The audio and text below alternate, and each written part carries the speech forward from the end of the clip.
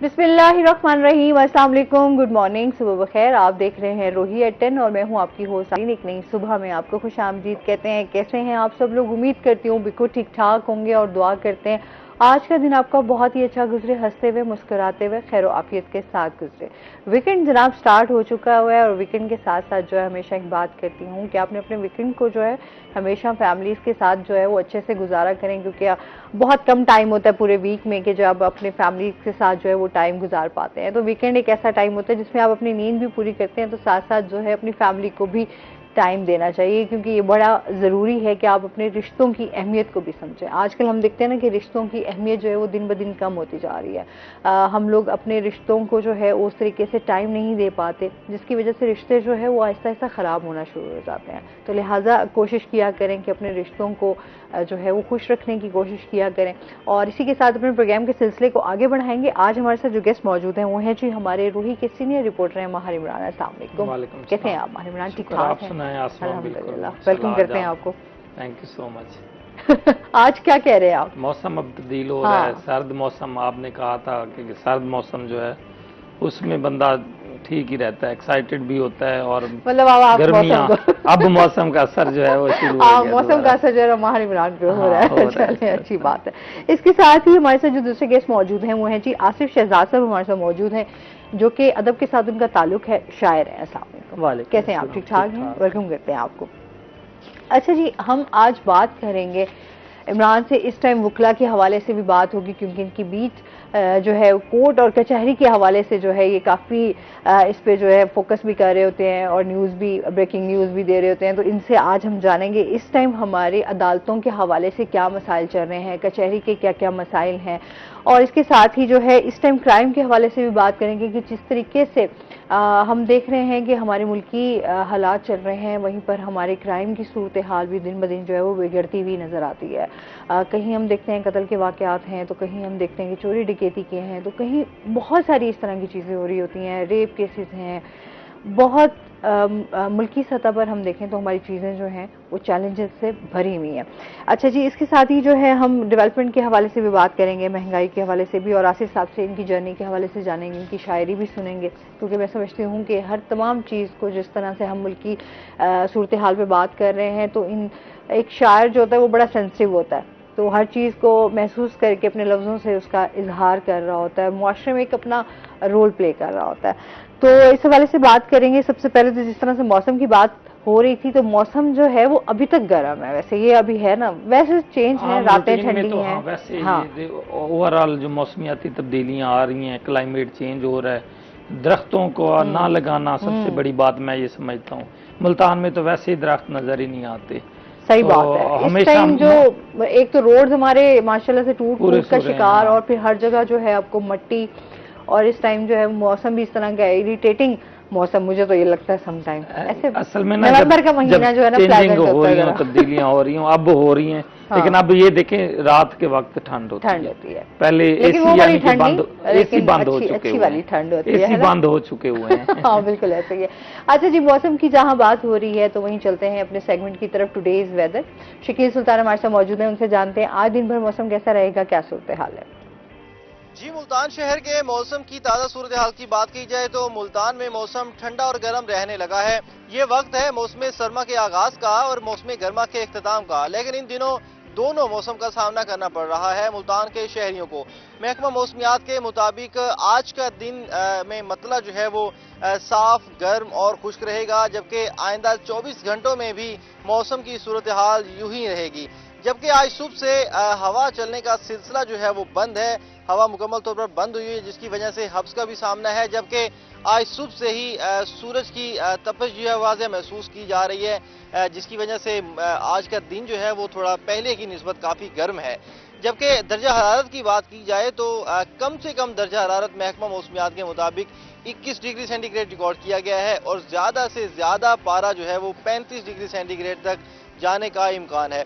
इसी तरह हवा में नमी का तनासुब आज 79% है। जबकि बात की जाए एयर क्वालिटी इंडेक्स की तो मुल्तान के आज 239 पॉइंट्स रिकॉर्ड किए गए हैं, और पाकिस्तान के फ़ज़ाई लुज़तिन शहरों में मुल्तान आज दूसरे नंबर पर मौजूद है। मुल्तान शहर की फ़ज़ा काफ़ी गर्द आलूद है, तो ऐसी सूरत हाल में डॉक्टर्स की जानिब से भी हिदायत की जाती है कि जो हसास ग्रुप के लोग हैं वो एहतियाती तदाबीर पर अमल करें और इस गर्द आलूद फजा के मुज़र असरात से बच सकें।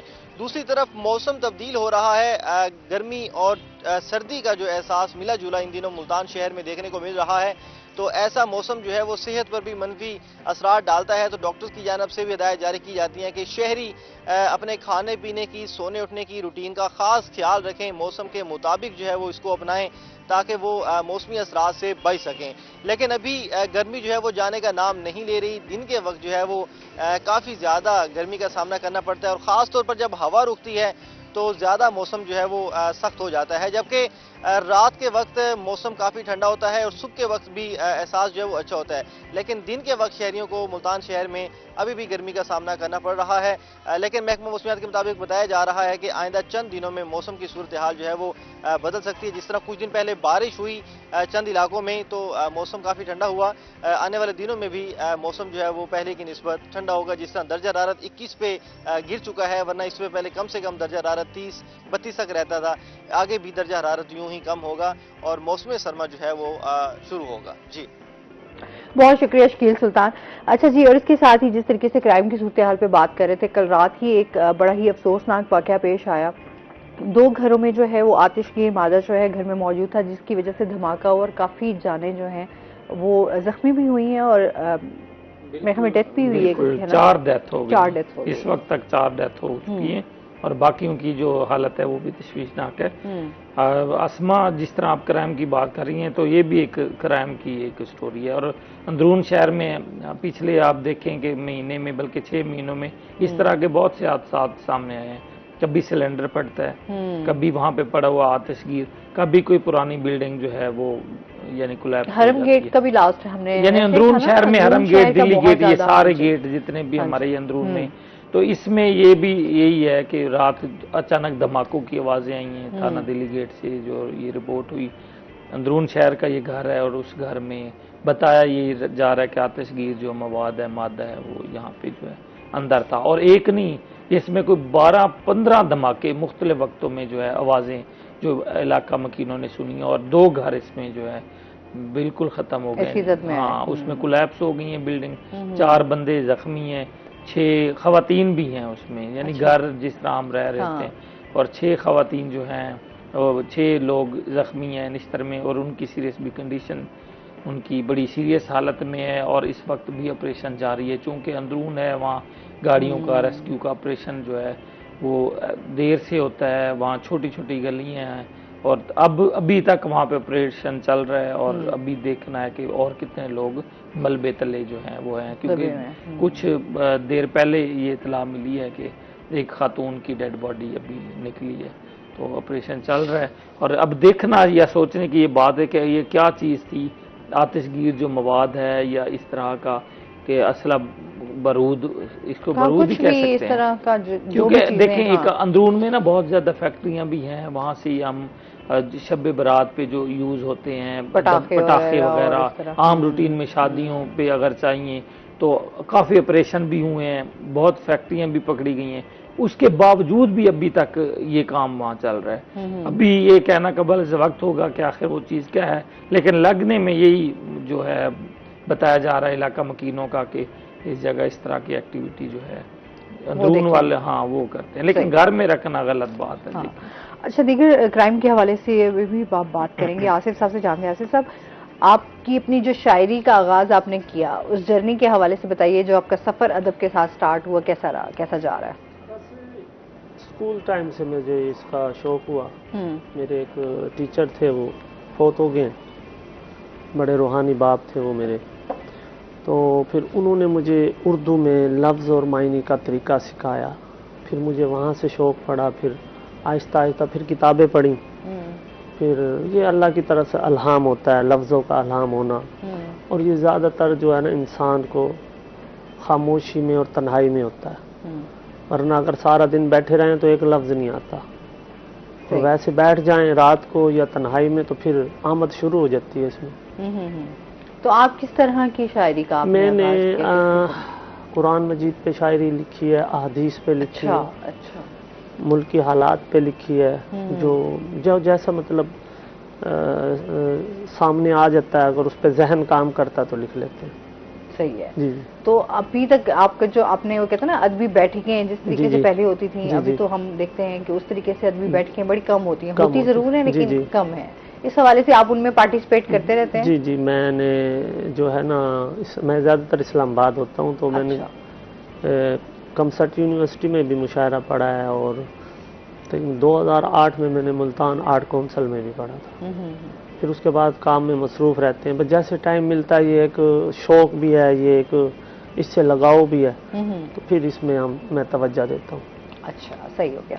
तो क्या सुना रहे हैं आप हम? अभी एक मेरा बेहतरीन शेर है जो मेरे उस्ताद को बहुत ज़्यादा पसंद था, मैं फ़ारसी में भी पढ़ लेता हूँ, तो वो मैंने लिखा था, तो उनको बहुत पसंद आया था। तो था कि गरूर ताकत नहीं नरमी मिजाज पैदा कर, गरूर ताकत नहीं नरमी मिजाज पैदा कर, तू लबे शीरीं से वो अंदाज़े बयां पैदा कर, फिदा हो वो भी जो थे कल दस्तो गिरे बां शहजाद, तू बंदा आजिज़ी में एक मकाम पैदा कर। वाह, क्या बात है। और कि हमेशा वो कहते हैं ना, इंसान को अपने मिजाज में जो है वो जी, जी। नरमी वाकई इख्तियार करनी चाहिए, और जो आपके मिजाज होता है उसके रवैयों से बड़ा असर पड़ता है दूसरी। जी जी। अच्छा जी, इसके साथ ही जो है आपने आपके जो उस्ताद थे, जी, आपने जी। उनसे किस तरीके से, जाहिर सी बात है उनका नाम भी आप जी। लेना तो चाहेंगे? कारी सलीम अख्तर साहब। कारी सलीम अख्तर साहब। जी। अच्छा, उनसे आपने जो है वो इस जी, हवाले जी। से शायरी से सीखा जी, भी जी। और आगे जी। बढ़ा। ठीक। घर में कोई और भी शायरी करता है या सिर्फ आप ही सिर्फ शायरी मैं करते करता हैं? हूँ, बाकी कुछ जो है ना मेरे जो मुर्शद थे ना, वो थे, वो भी शायर थे, पीर नसीरुद्दीन नसीर शाह साहब गिलानी, इस्लामाबाद वाले, उनके जेर साया भी रहा हूँ मैं। अच्छा, उनके माशाल्लाह। साथ मैंने ये महफिलें अटेंड की, और फिर मैं उन्हीं के साथ इराक ईरान भी गया हूँ, मतलब सही। विजिट पे हम गए हुए। पीर नसीर साहब के तो जी, माशाल्लाह जी, जी, बहुत खूबसूरत उनकी शायरी जो है जी, दिल जी, को जी। छू ले। सही। अच्छा जी, इसके साथ ही जो है हम अभी जो है इमरान से मजीद भी क्राइम की स्टोरीज के हवाले से बात करेंगे, लेकिन नाज़रीन अभी हमने जाना ब्रेक पे, हमारे साथ रहिएगा।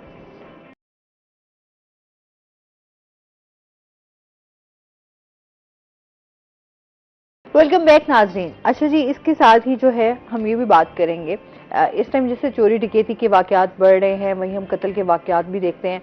अब तो इतना आसान हो गया जान लेना किसी की भी, और हमारे यहाँ दिन ब दिन जो ये बर्दाश्त, और इस हवाले से भी हम देखते हैं कि लोग जो है वो बिल्कुल बेखौफ होकर किसी की भी जान ले लेते हैं। बिल्कुल असमा, कल के दिन तीन मर्डर हुए हैं मुल्तान में। रात को बाइक पे जाते हुए एक आमिर नामी शख्स था, और उसके पीछे खातून मलाइका नामी जो बताया जा रहा है, बस्ती मलूक हदूद में उनको फायरिंग करके मर्डर कर दिया। उसके पहले एक घर से जो है खातून की मुर्दा एक लाश जो है वो मिली है। यानी एक दिन की मैं बताऊं कि इस तरह के वाकयात, इससे पिछले हफ्ते की बात आपने भी उसको रिपोर्ट, बल्कि वो हुआ था मियाँ बीवी रेस्टोरेंट से निकल रहे थे, उनको फायरिंग करके गोल। यानी ये अब मर्डर करना कोई वो रह ही नहीं गया। पहले एक दौर था, एक जमाना था कि सुनते थे, लरस जाते थे, इंसान की रूह कांप जाती थी कि कत्ल हुआ है, और कहते थे कबीर वाला में या लाहौर में, या इस तरह सुनते थे। अब आपकी अगली नेक्स्ट गली में जो मर्डर हो गया 1 मिनट में, वो एक टीचर का मर्डर हुआ है शाशमस थाने के हदूद में, आए हैं उसकी वीडियो शायद आपकी नज़र में गुजरी होगी, पिछले हफ्ते गोली मार के सफूरा नामी खातून टीचर जो वो जा रही थी गली में, उसकी वीडियो भी आई। अच्छा, उसकी अभी तहकीकात मेरे ख्याल में सामने नहीं आ सकी। वो आ रही हैं, हाँ, अभी चीज़ों को इन्वेस्टिगेट किया जा रहा है कि आखिर वजूहात क्या थी, और मेरे ख्याल में मुजरिम भी अभी तक नहीं मुजरिम पकड़ा गया। हाँ, उसको शनाख्त परेड पे भेजा हुआ है और वो पकड़ा गया है। लेकिन आसमान देखिए क्राइम किस तरह से बढ़ रहे हैं। वही ना, पहले क्या डकैती के वाकयात सुनते थे, और बड़े अरसे बाद मर्डर तो आखिरी एक हद होती थी। अब छोटी सी कोई बात हुई नहीं, मर्डर कर दिया। कोई बात, मुमताज़ाबाद के इलाके में टिकटॉक पे एक लड़का है, उस शहबाज नामी, उसने क्या किया कि मैसेज किया भाई मेरे टिकटॉक अच्छे हैं, और दूसरे ने कहा मेरे ज़्यादा अच्छे हैं, एक दूसरे को गाली शुरू की। वो आया आगे, उसने फायरिंग की और उसको गोलियां, उसकी माँ वहीं पे, बहनें, 8 बहनों का इकलौता भाई था। देखे कितने जुल्म की बात है। यानी कोई बात ही नहीं है, हर बंदे के पास असला है, शऊर है नहीं, सब्र है नहीं, तरबियत है नहीं, क्राइम बढ़ रहे हैं। स्ट्रीट क्राइम देख लें, इस तरह बाकी रात को आप बाहर निकलते हुए डर लगता है कि क्या होगा। सेफ सिटी होना जरूरी है। आप रात की बात करें इमरान, अब तो दिन दिन दिहाड़े में आपको लूट लिया जाता है, मतलब आपको अच्छा लोग, क्योंकि हमारे यहाँ क्योंकि लोग डर जाते हैं किसी के मामलात में फौरन इस तरीके से, जैसे किसी के पास असला मौजूद है तो लोग तो डर के मारे भी आपके पास देख के चले गुजरने वाले जाते हैं, देख के चले जाते हैं, वो आपके नजदीक भी नहीं आने के, क्योंकि जाहिर सी बात है जब लोग सिक्योर ही नहीं है, हर बंदा अपनी जान बचाने की कोशिश कर रहा होता है कि यार मुझे ना कुछ हो जाए।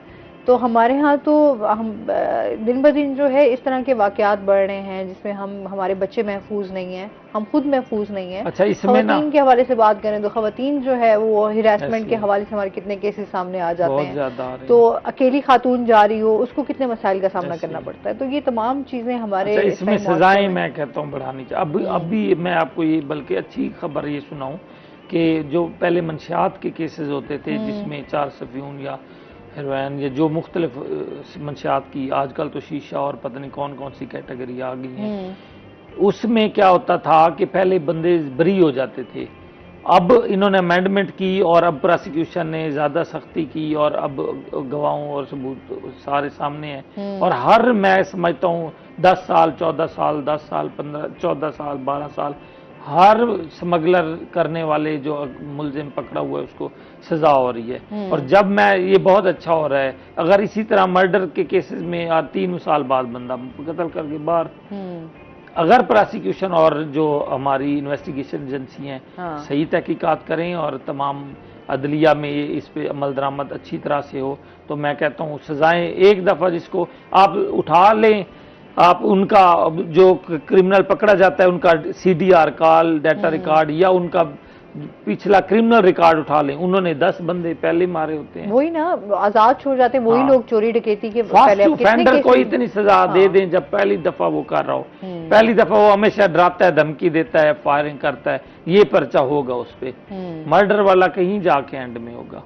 फिर वो दूसरा है कि इज्जत की खातिर मर्डर कर दिया ये वो, लेकिन अब ये कम हो गए, पहले बहुत ज्यादा होते थे कि इसने ये कर दिया। अच्छा, इसी तरह के बहुत सारे वाकयात जो हमारे एक तो आ जाता है ना कैमरा के सामने, कुछ इस तरह के इश्यूज होते हैं जो हाईलाइट हो जाते हैं। इस तरह के बहुत सारे केसेस हैं जो कैमरा के पीछे हैं। ऐसे ही है कैमरा। अच्छा, कैमरा होना भी जरूरी, सेफ सिटी बनाएं भाई, मुल्तान को तो सेव कर दें। इतने अरबों रुपए हम इधर उधर लगा रहे हैं।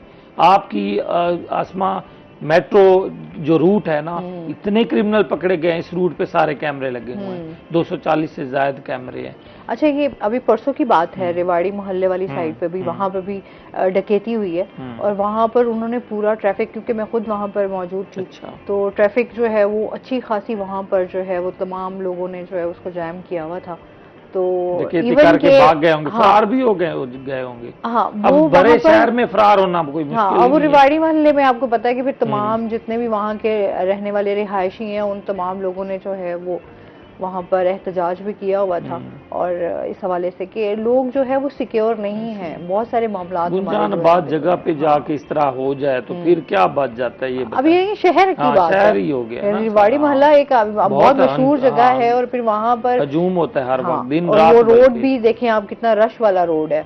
ऐसे ही है हर, देखें आप रोजाना तकरीबन 7 5 10 8 10 इस तरह की जो वारदातें हैं डेली हो रही हैं। कभी कोई मेडिकल स्टोर, तो इसको ना, इस पे मैं समझता हूँ एक तो सेफ सिटी मुल्तान में प्रोजेक्ट लाने की ज़रूरत है। दूसरा, हमारी अपनी भी गलतियाँ, हमारे इर्द गिर्द नज़र रखें।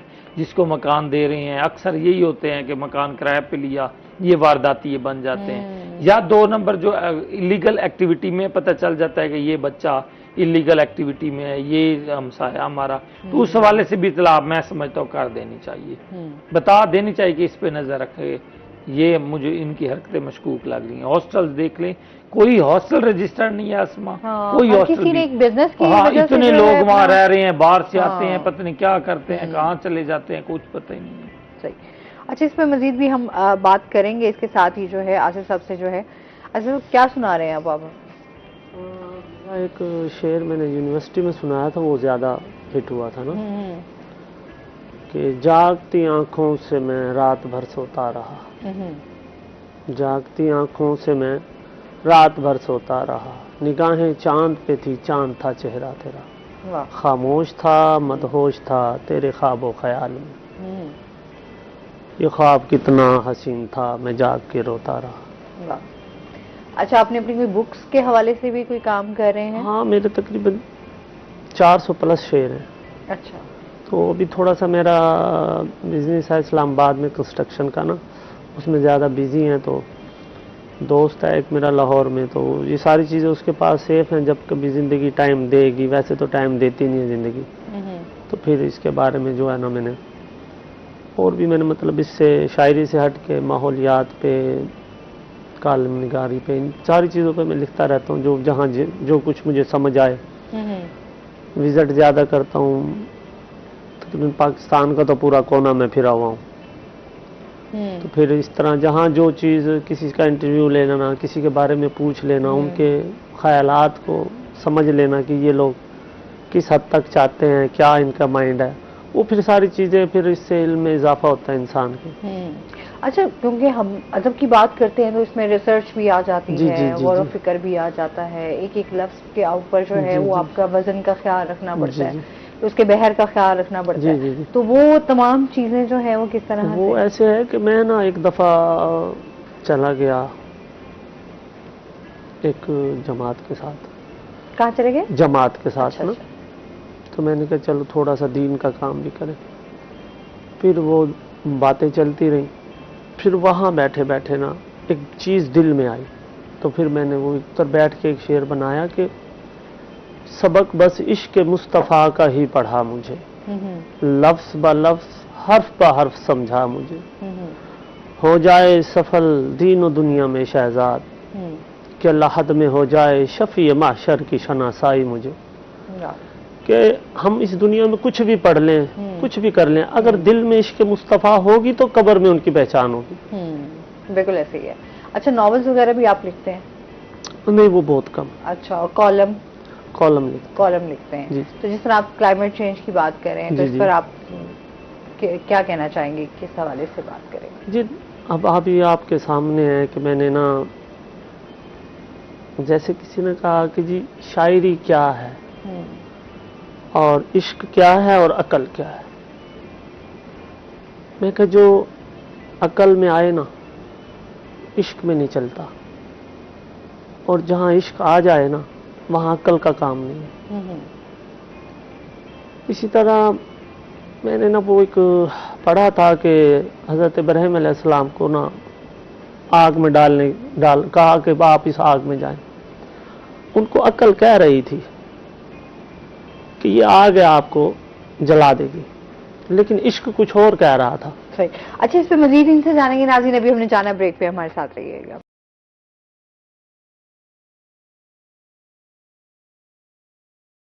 वेलकम बैक नाज़रीन। अच्छा जी, इसके साथ ही हम ये भी बात करेंगे, इंसाफ की फराहमी की बात करते हैं कि इंसाफ को किस तरीके से बेहतर किया जा रहा है, या एक आम समझते हैं बंदे की आवाज़ के ऊपर हम बात करते रहते हैं कि किस तरीके से इंसाफ को जो है हम सस्ता भी फराहम कर सकते हैं और बेहतर भी इंसाफ। अभी इस हवाले से तो हमें बहुत सारी इश्यूज़ जो हैं वो सामने आते हैं कि किस तरीके से इंसाफ को बेहतर किया जाए। अदालतों के हम केसेस देखते हैं, कितने केसेस जो हैं वो पेंडिंग पड़े हुए हैं। इस हवाले से क्या कहना चाहिए इमरान? देखिए, इंसाफ हमेशा आईनी तरमीम की बात भी होती है, और इस वक्त भी आप आईनी तरमीम और इंसाफ की बात कर रही हैं। अब जो इशू चल रहा है आईनी तरमीम का, वो कहते हैं कि अदालतें बनाई जाएं जो कि हमारी जो हुकूमतों के केसेस होते हैं, हाँ। आइन के मुतालिक जो केसेस होते हैं, जो पार्लियामेंटेरियन, इस तरह के केसेस को सुनने के लिए अलग अदालतें हों, अलग जजेस हों। और ताकि, क्योंकि अब देखें, एक केस ऐसा होता है जो लड़ाई झगड़े का या किसी की ज़मीन का जो सालों साल चलते हैं, और बहुत मरतबा ऐसा रिपोर्ट भी हुआ है, बंदा मर जाता है, 3-3 नस्लें उसकी चल रही होती हैं। तो वो कहते हैं आईनी तरमीम करके ना ये होना चाहिए कि जो हुकूमतों के मामला डेली चल रहे होते हैं वो उन अदालतों में हो, और ये जो इनके रुके हुए केसेस हैं आम अवाम के, साइलिन के, पब्लिक के, ये जल्दी निमट जाएंगे दूसरी अदालतों में, क्योंकि वो तो उन्हीं में उलझी रहती हैं कि जलसा हो, जलसा ना हो, ये गैर कानूनी तौर पे, गैर आईनी तौर पे इसकी तकर्री होगी, ये इसको एमपीओ को ख़त्म होना चाहिए, इस मिनिस्टर को ये होना चाहिए, तो ये अलग अदालतों में। अब इशू ये जो चल रहे हैं, आपने कहा इंसाफ, आईनी तरमीम होनी चाहिए, लेकिन ये ना हो कि उसका सरबराह कोई इस तरह का ही हो, कोई पॉलिटिशियन हो या वो हाँ। उस अपने मकासद के लिए इस्तेमाल कर इस्तेमाल सके। करे, बिल्कुल ऐसे ही है। इसको इस तरह से बनाया जाए जैसे पहले अदलिया आज़ाद थी, उसी तरह आज़ाद रहे कि कोई उसका जो है उसका चेयरमैन या उसका कोई उस कौंसल में कोई ऐसा ना हो जो इन जजों को लगाए और वो अपने मकासद हासिल करे। मैं यहाँ समझता हूँ ये बात। दूसरी बात आपने इंसाफ के हवाले से की, मुल्तान इस वक्त ज़िला अदलिया में लाखों केसेस पेंडिंग पड़े हैं। मुल्तान की अदलिया की अब बात करें 50,000 से ज़्यादा डिस्ट्रिक्ट कोर्ट और 45,000 से ज़्यादा हाई कोर्ट में पड़े हैं। यकीनन 10-10 सालों से केसेस आसमानी लगे, लोग परेशान हैं, आवाम बहुत ज़्यादा परेशान है। जजेस की तादाद हाफ रह चुकी हुई है, 60 की तकर्री होनी चाहिए जी, गुंजाइश है जिसमें 36 जजेस जो है इस वक्त काम करें। तो कहने का मकसद ये है कि जजों को तकर्री हो, वो भी सियासत की भीड़ चढ़े हुए हैं कि कौन जो लगाएगा वो उसी का जज समझा जाता है। यानी इसका भी तरीक़ाकार जज लगाने का इस तरह के हो कि वो किसी के वो ना हो कि ये चीफ जस्टिस अपने बंदों को लगा गया, मेरिट पे काम होना चाहिए। आप अगर जाएं इम्तिहान देने CSS का, कितना मुश्किल इस तरह का कोई सिलसिला हो कि पढ़ा उनका टेस्ट हो, और मैं जहाँ तक समझता हूँ इस तरह से जो है वो आगे आए। हाई कोर्ट के जजेस की बात कर रहा हूँ, नीचे तो इनका पूरा प्रोसेस चल रहा होता है। बाकी अदालतों में बहुत ज़्यादा केसेस पेंडिंग है, फौरन जज लगाने का मैं मुतालबा करता हूँ क्योंकि रोज़ाना अदालतों में देख रहा हूँ, और उनमें 36 जजेस हैं, 60 पूरी तादाद हो, ज़िलाई इंतज़ाम जजेस की तादाद पूरी हो ताकि ज़्यादा से ज़्यादा केसेस सुने जाएँ। 200 केस लगा होता है एक अदालत में, और उसके आप देख लें 8 घंटे 10 घंटे 8 घंटे में सुनवाई 200 केसेस की करनी होती है, और जब वकला बहस करते हैं 2-2 घंटे एक केस में बहस करते हैं। पहले 10, 20, 30 केसेस जब हो जाते हैं, बाकी सारे लेफ्ट ओवर, वो फिर 1 महीने बाद फिर बारी आती है जो खुश नसीब पहले 10 हैं, उनमें भी कभी एक वकील जाके कहता है कि मैं यानी कोई दरख्वास्त दे दी, कभी कोई पेश हुआ, कभी इस तरह का लिंगर ऑन करते करते तो ये साल पे बात चली जाती है। इसलिए एतमाद जो है अदलिया का, और हमारा नंबर भी आप देख लें इंटरनेशनल सतह पे, तो इसको वो करने के लिए आईनी तरमीम भी होनी चाहिए, और साथ ये है कि पेशी पे पेशी वाला सिलसिला नहीं होना चाहिए। हाँ। उसका टाइम ड्यूरेशन हो कि इतने टाइम में ये केस निपटा देना चाहिए ताकि उसका फैसला हो जाए। यहाँ फैसले साल नहीं होते, फिर लोग मायूस होते हैं, फिर आपस में लड़ाई झगड़े करते हैं, अपना हिसाब मावराए अदालतों के बाहर लेना शुरू कर देते हैं, लड़ाई झगड़े। अच्छा, हम यही देखते हैं ज्यादा जिस तरीके से जमीनों के केसेस होते हैं, कितने हम लोग देखते हैं कि तो दीवानी केसेस इनको हाँ। बोलते हैं, और ये कहते हैं दीवाना कर देते हैं ये केसेस। ये दीवाना वो नहीं है, ये जमीनों वाले बच्चा क्लियर कर दे वाला समझ उनकी औलाद, उनकी तीसरी नस्ल, 3 नस्लें हाँ, बिल्कुल इसको लेके चल रही होती हैं। अच्छा, और फिर लोग बड़े तंग आकर, बहुत सारे लोग जो हैं वो इससे जो है वो बाहर लड़ाई झगड़े हाँ, बाहर लड़ाई झगड़े हो जाते हैं, कत्लो गारत की बात आ जाती है। बहुत सारे कितने, एक होता था पहले पंचायत के हवाले से हम बात करते थे, बड़े आपके घरों में जो है काउंसलिंग होती थी, काउंसलर होते थे, वो बातें ही नहीं रह गई। ADR कोर्ट्स भी बनाई थी। मंसूर अली शाह चीफ जस्टिस अब सुप्रीम कोर्ट के बनने जा रहे हैं, यानी कि 8 दिन रह गए जिससे काजी फायज ईसा साहब रिटायर्ड हो जाएंगे पाकिस्तान के चीफ जस्टिस। और जैसे मंसूर अली शाह जिस वक्त पंजाब के चीफ जस्टिस थे, उस वक्त उन्होंने ADR कोर्ट्स बनाई थी, ये डिस्प्यूट रेजोल्यूशन कोर्ट्स थी, और जज बनाए थे। उसमें ये था कि मियाँ बीवी के दरमियान लड़ाई होती थी या 2 फ्रीकैन के दरमियान होती थी, किसी भी, पहले वो उसकी कोर्ट में भेजते थे भाई इनकी सुलह कराएं, अगर होती है ठीक, नहीं तो केस कॉल ले लेते हैं। अस्सलाम वालेकुम। वालेकुम अस्सलाम। आसमान नरीन साहबा, कैसी हैं आप? मैं बिल्कुल ठीक ठाक हूँ अल्हम्दुलिल्लाह, आप बताएं। जी अल्लाह का शुक्र। आज आपका टॉपिक अच्छा है, लेकिन इसके अंदर एक चीज मैं ऐड करता चलूं कि जहां हम हमेशा अदालतों को कोसते हैं कि अदालतें टाइम पर फैसला नहीं करती, और जजेस साहिबान की तादाद, जैसे हमारे रिपोर्टर साहब कह रहे हैं कि वो सीनियर कोर्ट जो रिपोर्टर हैं वो ये कह रहे हैं कि वो उनकी तादाद कम है। तो बहरहाल ये मामला तो बिल्कुल है, लेकिन एक बात ये भी है आसमान, जहाँ तक जब हम लोग केस को पुटअप करते हैं पुलिस एंड से, या हम लोग खुद से जाके एप्लीकेशन पुट करते हैं, तो उसकी पैरवी करना सबसे अवलिन तरजीह होती है, जिसको हम लोग कहते हैं कि परसू करना। तो हम लोग परसू भी तो नहीं ना करते। जब हम लोग अपने मामले को परसू नहीं करते तो फिर पेशी डेफिनेटली लेट लगेगी, फिर और लोग उसका नंबर लेंगे। तो हम सबसे पहले रूल्स एंड रेगुलेशन को फॉलो नहीं करते, हम यही कहते हैं कि बस कहीं से ना हमें शॉर्टकट मिल जाए। तो इसका शॉर्टकट इन मामला का हल नहीं है। और दूसरा एक ये भी आपके साथ ऐड कर दूं कि जो SCO हुई है आसमा, उस पर एक तो डेफिनेटली आप भी मुबारकबाद की मुस्तक है, और सारे देखने वाले भी, खासकर हमारे इदारों को शाबाश जाती है जिन्होंने इतने अच्छे तरीके से हर चीज को मेंटेन किया है। और ये बहुत बड़ा इवेंट था, और जिन हालात से हम लोग गुजर रहे थे उसके अंदर इतने सारे लोगों को माशाल्लाह हम लोगों ने वेलकम किया है, गवर्नमेंट ने और सारे इदारों ने, सारे पार्टीज ने बहुत ही अच्छा किया है। और ये पूरा मुल्क इस चीज का जो है वो मुबारकबाद का मुस्तक है। लेकिन एक चीज ये भी मैं कह दूं, अब हमें मिलकर आगे चलने की जरूरत है, ना कि हमें डिवाइड होने की जरूरत है। और बिल्कुल भी दुनिया के अंदर एक चीज ये क्लियर कट हमने एक पैगाम दिया है कि जहाँ हमारे अंदर इतने सारे मसाइल हैं, हम पाकिस्तान के लिए डेफिनेटली एक हैं, और पाकिस्तान से आगे हमें कुछ नहीं नजर आता, हमें सिर्फ पाकिस्तान नजर आता है। तो ये बड़ा ही अच्छा पाकिस्तानी गवर्नमेंट ने स्टेप लिया है। बहुत शुक्रिया आपका हन्नान।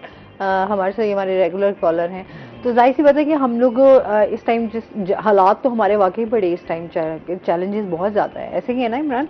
और फिर वही बात है कि अदालतों के हवाले से हमारे हमने अदालतों को भी नहीं, मैंने आपको कहा कि एक वकील पेशी दूसरा छुट्टी पे होता है, वो बातें अच्छा जिसका इंटरेस्ट होता है, जिसने कहना होता है लेट करो, तो वो अपने वकील को कह देता है, वो पेश नहीं होता, और इस तरह वो करते रहते हैं। उसमें हमारा अपना कसूर भी बिल्कुल ठीक कह रहे हैं। और दूसरा ये कि जो स्टेक होल्डर है वो हमारी अदलिया है, उनकी तादाद पूरी हो, और मैंने टाइम फ्रेम रख दी है। वो इसलिए रख दी है कि जो लिंगर ऑन करते हैं, बेजा दरखास्तें दे के केस को बहुत ज्यादा आगे ले जाते हैं, वो 6 महीने में चाहे जितनी भी दरखास्तें जो भी आपने करना है उसका हर टाइम फ्रेम हो, हर केस का उसमें उड़ा दे, उसमें फैसला कर दे, हर अदालत कर दे। आप देखें किस तरह से मामला सीधे, बिल्कुल ऐसे ही है। अच्छा, इसी तरीके से शायर भी जो है आसिफ साहब, हमारे यहाँ जो है वो इस तरह की तमाम बारीकियों को, छोटे छोटे मुआशरे में जो तब्दीलियाँ हो रही होती हैं, रवैये हैं, हमारे कैसे हालात चल रहे हैं, इस पर आप बात भी कर रहे थे कि मैं इस तरह की शायरी भी करता हूँ, तो इस हवाले से आप जो है वो क्या शायरी कर रहे हैं या इसके ऊपर क्या लिख रहे हैं? अदलिया पे मैंने एक लिखा था शेर, मोबाइल में देखता हूँ, तो मकसद इसमें ये होता है कि जी जब हम अपने इस हालात पे लिखते हैं ना, जो मतलब रोज़मर्रा ज़िंदगी के हालात होते हैं, तो उसमें यही समझ में आता है, हमारे ज़्यादातर तो ये समझ में आता है कि हम पता नहीं किस सिमत जा रही है, हमारी नस्ल किस सिमत जा रही है, हम लोग किस सिमत जा रहे हैं। जिधर हमने, जैसे भाईजान ने अभी बताया है कि हम अपने केस को एक शॉर्टकट का रास्ता ढूंढते हैं, डिले करते हैं, उसको मामलात को डिले करते हैं किसी तरह से, बस आज ये ख़त्म, आज ही मैं ना पेश हूँ, फिर कभी हो जाऊँगा। जब आपने एक चीज़ इंसाफ के लिए अपनी दरख्वास्त दायर किया, केस किया, तो आप उसके ऊपर अपना फोकस करें और उससे जल्द इंसाफ आप लें। हम इंसाफ की दरख्वास्त भी देते हैं, केस भी दायर करते हैं, लेकिन फिर हम उसको खुद ही लटकवा देते हैं। अच्छा, अभी आप क्या सुना रहे हैं? अभी असल में मैं आपको बता रहा हूँ कि मैं जो यूनिवर्सिटियों में जाता हूँ वहाँ कुछ और सुना जाता है, वहाँ ज़्यादातर 2 लाइन का शेर लोग ज़्यादा लाइक करते हैं। तो शेर है मेरा कि मेरी मोहब्बत को मेरे ही खून से धो डाला तुमने, मेरी मोहब्बत को मेरे ही खून से धो डाला तुमने, तुम तो जान कहते थे फिर जान से मार डाला तुमने। वही बात आ गई कि हमारे जो नौजवान हैं, और ऐसे ही एक दफ़ा, और ऐसे मतलब एक शख्स हो, वो अपना किसी के साथ अच्छा रिलेशन रखे, 10 साल रखे, 20 साल रखे, थोड़ा सा भी बीच में मामला ख़राब हो जाए ना, तो वो 20 साल की रफ़ाकत को भूल जाता है, फिर उसको वजाहत देनी पड़ती है। तो वजाहत पे मुझे शेर याद आया कि अब क्या वजाहत करूं मैं अपने किरदार की, अब क्या वजाहत करूं मैं अपने किरदार की, जहां से इज्जत मिली वहीं से जनाजा निकल गया। वाह जी। अच्छा जी, इस पे हम मजीद भी इनकी शायरी भी सुनेंगे और हमारे इमरान से भी बातचीत होगी। नाज़रीन, अभी हमने जाना ब्रेक पे, हमारे साथ रहिएगा।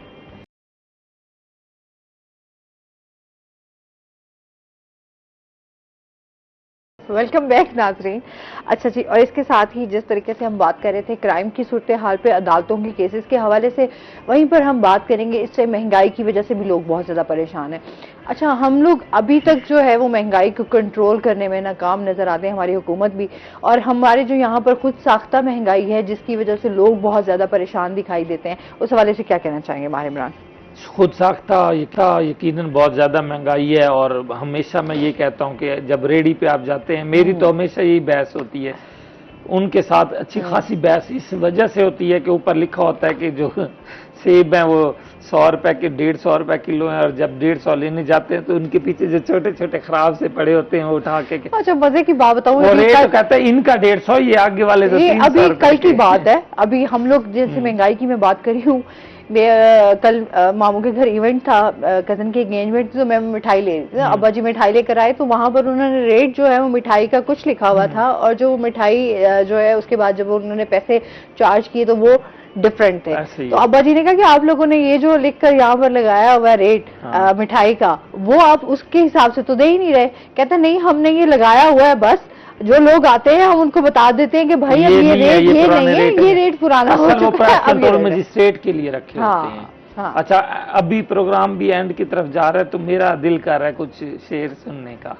तो मैं ये चलो, ये महंगाई बहुत ज्यादा है, प्राइस कंट्रोल मजिस्ट्रेट को चाहिए कि वो जो है वो शेर सुनने गए आप, उसके ऊपर बात तो करें। जो अवाम जिस तरीके से अवाम तो रुल गई है ना, प्राइस कंट्रोल कमेटियां हमारी क्या रोल प्ले कर रही है, इंतजामिया हमारी क्या देखिए प्राइस कंट्रोल मजिस्ट्रेट्स फारगी हैं, बस सीधी सी बात है, जुर्माने हो रहे हैं, सारा कुछ हो रहा है, काम कोई भी नहीं हो रहा। आप जाएं जिस रेडी पे, जिस दुकान पे जो सरकारी रेट है उस मुताबिक आपको, बहुत सी उसमें प्राइस कंट्रोल लिस्ट ही नहीं पड़ी होती रेट्स की, और जो लिखे होते हैं उस तरह से वो दे नहीं रहे होते।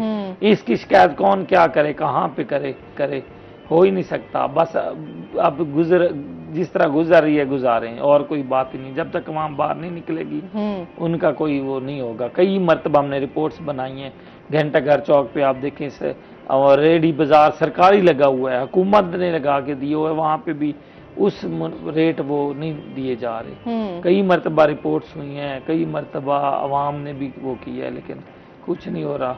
जुर्माने होते हैं लेकिन उस तरह से नहीं हो रहे।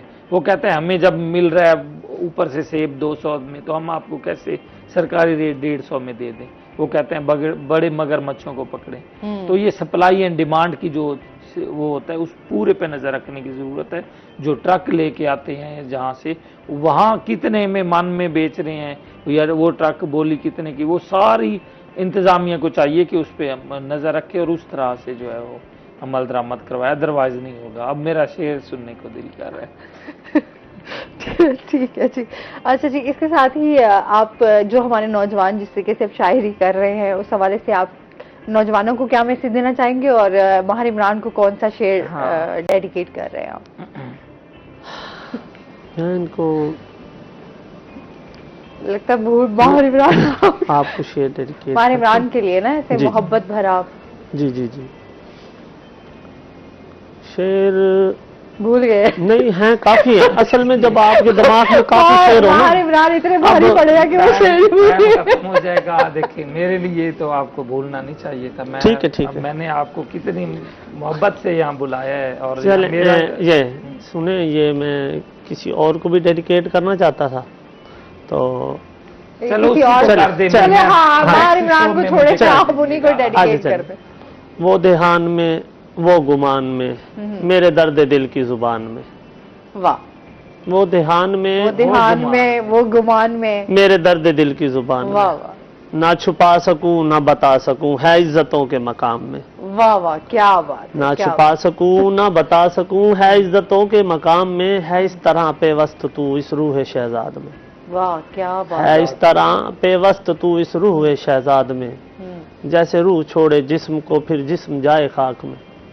वाह, क्या बात। ये भी बता दें किसको डेडिकेट किया है? ये एक दोस्त हैं, उनको डेडिकेट। चलो, जैसे ASM वो लिखते बस कर दे, हर किसी की पर्सनल वो होती है, लेकिन ठीक है। अच्छा, क्या मैसेज देना चाहेंगे आप हमारे व्यूअर्स को? मैसेज यही है कि हमारे को अब जो है ना, मतलब जो प्लेटफार्म मिला है, जैसे शायरों को एक दौर था जब बादशाह शेर सुनते थे, उसके बाद फिर ये सिलसिला थम गया, फिर बैठकें लगती थी, वो सिलसिला भी थम गया। अभी ये जो हमारे ये न्यूज़ चैनल है ना, इन्होंने शायरों को फिर जिंदा कर दिया। जैसे इमरान अशरफ के प्रोग्राम में शायरी हो रही है, इफ्तिखार ठाकुर के प्रोग्राम में शायरी हो रही है। जी, हर जगह जो है अब, तो ये अब इसको थोड़ा सा ना यूनिवर्सिटियों में मुशायरे हो रहे हैं। अब इसको थोड़ा सा ना हमारी ये जो फील्ड है, जो हमारी इंडस्ट्री है, शायरी की इंडस्ट्री है, इसमें अब हमें एक प्लेटफार्म मिल चुका है। सही। चलें जी, माहिर इमरान, कोई मैसेज देना चाहें आप? बस मैं मैसेज ये देना चाहूँगा कि यहाँ पे जिस तरह महंगाई है, जिस तरह जब तक अवाम खुद नहीं अपने बारे में सोचेगी तब तक कोई भी नहीं सोचता। बस सरकारी सतह पे सिर्फ फोटो सेशन हो रहा है, सिर्फ फोटो सेशन हो रहा है।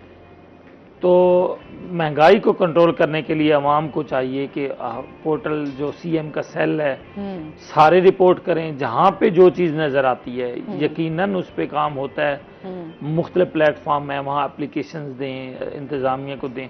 थोड़ा पेन तो लेना पड़ेगा लेकिन ये सीधे सारे हो जाएंगे। सही। मैं महंगाई के हवाले। बहुत शुक्रिया आप दोनों का। और इसके साथ ही नाजरीन, अभी हमने ब्रेक पे जाना है। जब हम ब्रेक से वापस आएंगे तो हमारे साथ कुछ और गेस्ट मौजूद होंगे, हमारे साथ रहिएगा।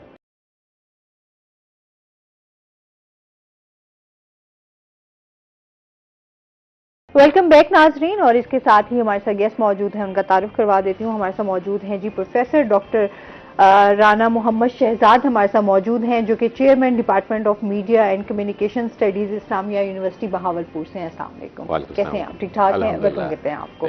इसके साथ ही हमारे साथ जो दूसरे गेस्ट मौजूद हैं वो हैं जी डॉक्टर मोहम्मद नईम असगर साहब हमारे साथ मौजूद हैं, जो कि फार्मासिस्ट हैं। अस्सलाम वालेकुम, कैसे हैं आप? ठीक ठाक हैं? वेलकम कहते हैं आपको। अच्छा जी, इसके साथ ही आज हम मैस कम्युनिकेशन की स्टडीज के हवाले से बात करेंगे। इस टाइम जदीद जिस तरह की बात करते हैं कि जिद्दत आती जा रही है, एजुकेशन के हमारे जो जिस तरह से मसाइल चल रहे हैं उस पर भी हम बात करेंगे। इसका इस टाइम क्या स्कोप है इस हवाले से भी, क्योंकि मीडिया के हवाले से हम जब भी बात करते हैं हमारे जो है वो नौजवानों को, चाहे वो लड़कियां हैं चाहे हमारे यहाँ पर जो मेल हैं, उन सबका जो इंटरेस्ट वो मीडिया की तरफ बहुत ज़्यादा है। तो अभी इसके ऊपर जो है कितना काम किया जा रहा है, यूनिवर्सिटीज़ इसमें किस तरीके से अपना रोल प्ले कर रही हैं। और इसके साथ ही जो है हम यहाँ पर जो है डॉक्टर साहब से भी जानेंगे इस टाइम फार्मेसी के हवाले से। हमारे यहाँ जिस तरह से हम इलाज की बात करते हैं वहीं पर हम डॉक्टर्स की भी बात करते हैं, तो वहाँ पर हम देखते हैं कि हमारे यहाँ जितनी फार्मेसीज जो है वो बनाई जा रही हैं, तो उस हवाले से उनके क्या रूल्स हैं, किस तरीके से इसमें डिप्लोमा हासिल किया जा सकता है। क्योंकि एक मैं समझती हूँ यहाँ पर जो है लोग फार्मेसी तो बना लेते हैं लेकिन उस तरीके से जहाँ पर डॉक्टर एक मौजूद होना चाहिए ताकि वो तमाम प्रिस्क्रिप्शन के तहत जो है डॉक्टर के तहत मेडिसिन फराहम कर सके। तो इस हवाले से भी इनसे जो है वो जानेंगे इस टाइम इस डिप्लोमे की जो है वो क्या वैल्यू है, किस तरीके से लोग इस एजुकेशन को जो है वो हासिल कर सकते हैं। सबसे पहले तो सर आपसे जानना चाहेंगे, आप जिस तरीके से अपने फ़राइज़ इंजाम दे रहे हैं यूनिवर्सिटीज़ के हवाले से क्या कहना चाहेंगे इससे मैस मीडिया कम्युनिकेशन के हवाले से? डेफिनेटली मैं तो यही कहूँगा कि जो आज का दौर है बुनियादी तौर पर मैस मीडिया ही का है और ये उसकी प्रैक्टिस का दौर है। अब आप देखिए कि अब हम कह सकते हैं कि हर शख्स जिसका ताल्लुक ज़िंदगी के किसी भी शोबे से है वो मैस मीडिया को लाजमी यूज़ कर रहा है। वो अलग बात हो सकती है कि उसके फॉर्मेट्स डिफरेंट हैं। हम कह सकते हैं जो सोशल मीडियम है वो सारे का सारा हम बिल्कुल आम जो शख्स है वो इस्तेमाल कर रहा है। और आज का जो दौर है बुनियादी तौर पर मैं कहता हूँ कि इसकी प्रैक्टिस का हकीकी दौर है। अब आप देख लीजिएगा कि हम यहाँ तक पहुँचे हैं तो हमने टेलीफोनिक कन्वर्सेशन की और हमें आपने लोकेशन बता दी, हम यहाँ पहुँचे हैं। और इस वक्त आपका जो ये हमारा जो शो है ये सिर्फ जो हमारे पास ट्रेडिशनल स्क्रीन है, बिग स्क्रीन है, उसके अलावा हमारे पास ये जो सेल फोन है इस पर भी हम देख रहे हैं। दूसरी बात ये है, सबसे उम्दा बात ये है कि आज हम अपनी कोई भी बात, कोई भी इनोवेशन जब होती है उसको अपने अंदाज से with the help of gadget and tools हम डिसमिनेट कर देते हैं बड़ी जल्दी। तो मैं समझता हूँ कि आज का जो दौर है बुनियादी तौर पर मीडिया और मैस कम्युनिकेशन का ही है और इसकी अमली ज़िंदगी का है, अमली प्रैक्टिस का है। और सिर्फ ये है कि हमें इसमें थोड़ी सी तरबियत और तालीम की ज़रूरत है। वो हमारे इदारे कर रहे हैं, जैसे डिपार्टमेंट ऑफ मैस कम्युनिकेशन या मीडिया एंड कम्युनिकेशन स्टडी या जर्नलिज्म, जिस भी किसी तालीमी इदारे में जो मौजूद है उसका मकसद यही है कि हम इसको बताएं कि इसकी नॉर्म्स क्या हैं, हमारे यहाँ कंडीशंस क्या हैं और इसको यूज़ कैसे करना है। ज़्यादा जो मसला बना हुआ है वो यही बना हुआ है कि हम इसके यूज़ को सही तरीके से अगर हम ऑप्ट कर लें तो ज़िंदगी बड़ी आसान हो जाएगी। और प्रॉब्लम वहाँ हो रहा है जहाँ हम इसको सही तरीके से कर लें कि जज नहीं करते, हम किसी ख़ास तरतीब से नहीं निकालते। जैसे अब यहाँ हमारे पास हमारा जो बाकायदा एक इदारा है रोहित अलवियन, अब जो भी बात है उसको बाकायदा पहले पॉलिसी का हिस्सा बनाया जाता है, उसकी ट्रिमिंग एंड क्रॉपिंग होती है और उसके मुताबिक एक पूरी आपका बोर्ड बैठा हुआ है, एडिटोरियल बोर्ड है या जो भी है आपका जो भी हायरार्की है वो चेक एंड बैलेंस है। और अगर दूसरी जगह पे भी है जहाँ चेक एंड बैलेंस नहीं है, जैसे हम पैरेलल मीडियम कह सकते हैं, सोशल मीडिया कह सकते हैं, अगर उधर चेक एंड बैलेंस नहीं है, लेकिन मैं कहा करता हूँ कि ये पहले आपके पास क्वांटिटी आ जाती है, उसके बाद क्वालिटी आती है।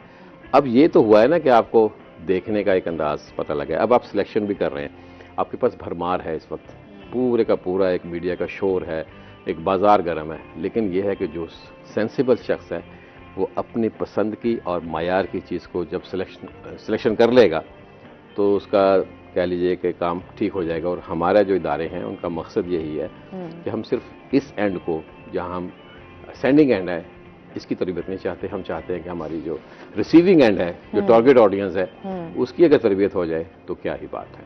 सही। अच्छा जी, इसके साथ ही हम जो है आपसे भी जानेंगे आपकी जो जर्नी स्टार्ट हुई, आपने जिस तरीके से इस फार्मेसी के हवाले से, ये थोड़ा सा हमारे नाज़रीन के साथ शेयर कीजिए। जी, सबसे पहले तो मैम मैं फार्मडी के हवाले से बनाना चाहूँगा, जो आफ्टर एफएससी 5 इयर्स पे कंसिस्टिंग डिग्री है। मोस्टली हमारे यहाँ फाइनेंशियल एस्पेक्ट को देखा जाता है कि बच्चे को किस डिग्री की तरफ मूव करवाया जाए, हायर एजुकेशन की तरफ। हमारे यहाँ जो हमारा सोसाइटी है वो फाइनेंस को कंसीडर करती है कि बच्चा ऐसी डिग्री करे कि जैसे डिग्री मुकम्मल हो फ़ौरन वो मार्केट में इन हो और पेरेंट्स को सपोर्ट कर पाए। तो फार्मडी उन चंद डिग्रीज़ में से एक है जिसको करने के फ़ौरन बाद आप मेडिसिन का बिज़नेस स्टार्ट कर सकते हैं, बजाय इसके कि डिग्री लेकर किसी इदारे में जाएं, किसी प्राइवेट सेक्टर को ज्वाइन करें या किसी गवर्नमेंट सेक्टर का इंतज़ार करें कि जॉब्स अनाउंस होंगी। तो फार्मडी या डॉक्टर ऑफ फार्मेसी इसका पूरा नाम है, एक बेहतरीन डिग्री है जिसको करने के फ़ौरन बाद मिनिमम 17 स्केल से आप स्टार्ट लेते हैं। अच्छा, आपका खुद का इंटरेस्ट था इस तरफ? बाय चॉइस है। हाँ जी, ठीक है, अल्हम्दुलिल्लाह। अच्छा, ये डिप्लोमा जो है ये जैसे मैट्रिक के बाद अगर करना चाह रहे हैं या एफएससी के बाद करना चाह रहे हैं, तो इस डिप्लोमा ये कितने साल का होता है? जो मैम मेरी अपनी तालीम है वो डिग्री है, एफएससी के बाद 5 इयर्स की डिग्री है। अगर आप डिप्लोमा की बात करना चाह रहे हैं फार्मेसी फील्ड में ही, तो मैट्रिक के फ़ौरन बाद मौजूदा पाकिस्तानी कवानीन के मुताबिक एक डिप्लोमा होता है जिसे फार्मेसी टेक्नीशियन कहा जाता है, जिसमें गवर्नमेंट की तरफ से कुछ महदूद रिस्ट्रिक्शंस हैं। वो रिस्ट्रिक्शंस को फॉलो करते हुए ये मेडिसिन का बिजनेस किया जा सकता है। उस डिप्लोमा का नाम फार्मेसी टेक्नीशियन है, जो 2 साल का होता है, मैट्रिक के फ़ौरन बाद किया जा सकता है। सही। अच्छा जी, इसके साथ ही सर जिस तरीके से हम नौजवानों की बात करते हैं, तलबा की बात करते हैं, स्टूडेंट्स के भी बहुत सारे इशूज़ हैं। अच्छा, बहुत सारे लोग ये कहते हैं कि अच्छा कोई और डिग्री नहीं मिली तो वो मैस कम्युनिकेशन में चले गए। आपकी इस बारे में क्या राय है कि लोग सिर्फ समझते हैं कि ठीक है एज ऑप्शनल, अगर कुछ और नहीं करना या किसी ने कोई कुछ नहीं करना तो वो इस डिपार्टमेंट को जो है वो स्टडीज़ को चूज़ कर। बहुत शानदार क्वेश्चन किए। वैसे अब अगर हम जायज़ा लें तो ऑलमोस्ट जैसे डॉक्टर साहब ने फरमाया, अफसर सोरैया साहब ने, कि वो बाय चॉइस नहीं आए, बल्कि किसी ने धक्का दे दिया। ये इत्तेफाक की बात है। हमारे पास कंसल्टेंसी नहीं है, कंसल्ट नहीं कर सकते हम हमारे पास पहले जब आप प्री एडमिशन से पहले, लेकिन प्री एडमिशन के लिए हमारे पास कोई ऐसी कह लें कि तरतीब नहीं है, कोई हमारे पास जी मैं जारी, हमारे पास कोई ऐसा फोरम नहीं हुआ करता आम तौर पे। तो जितने भी आपके शोबे हैं उसमें हम सब ऐसे ही आते हैं इत्तफाकन, फिर उसमें कोई कामयाब हो जाता है, कोई नाकाम हो जाता है, कोई बहुत शानदार हो जाता है। हाँ। लेकिन ऐसा नहीं है कि जो मैस कम्युनिकेशन है इसमें जो लोग हैं सिर्फ इसलिए आ जाते हैं कि खुदा न खासा उनको कहीं एडमिशन नहीं मिला। हाँ, ये ज़रूर है कि साहब ज़रा ये एक ख़ास ग्लैमर इसमें मौजूद है, तो उस ग्लैमर के लिए लाजमी तौर पर आ जाते होंगे। तो जी। अच्छा, क्योंकि हमारे यहाँ जो है वो इस सहाफ़त को भी लेकर अभी आजकल देखते हैं जितने हमारे यंगस्टर्स हैं माइक उठाते हैं और निकल पड़ते हैं और वो अपने आप को जो है वो सहाफ़ी कहलवाना शुरू कर देते हैं। सहाफ़त के हवाले से आप बताइएगा, क्योंकि हमारे यहाँ ये चीज़ें भी बड़ी जो है वो क्लियर नहीं है। अब मैंने जैसे अर्ज किया ना कि ये ग्लैमर है, तो ये तो अच्छी बात है कि लोग इसको पसंद कर रहे हैं। ये उसकी पसंदीदगी की सबसे बड़ी दलील है। हाँ। कि हर शख्स इसमें आना चाहता है। वो अलग बात है कि वो कितना क्वालिफाइड है, वो कितना सीजनड है, उसको कितनी तरबियत हासिल है। अगर हम इसमें तरबियत फराहम कर दें तो क्या ही बात है। वो जो आना चाह रहे हैं वो एक माशरे का, एक सोसाइटी का एक बहुत शानदार एक सेगमेंट, एक फैक्टर और एक एक्ट बन सकते हैं। अच्छा, हम यूनिवर्सिटी के हवाले से जानना चाहेंगे, क्योंकि प्रैक्टिकली जो है क्या क्या सहूलतें दी जा रही हैं, तलबा जो है वो किस तरीके से सहूलियात से फ़ायदा उठा सकते हैं। जी, मैं अगर बताऊं कि इस्लामी यूनिवर्सिटी ऑफ बहावलपुर, उसका जो डिपार्टमेंट है मीडिया एंड कम्युनिकेशन स्टडीज़, उसमें हमारे पास रिसर्च बड़ी शानदार होती है और अल्हम्दुलिल्लाह आज हमारे पास PhD और MPhil के सबसे ज़्यादा स्टूडेंट्स मौजूद भी हैं और पास आउट भी हुए।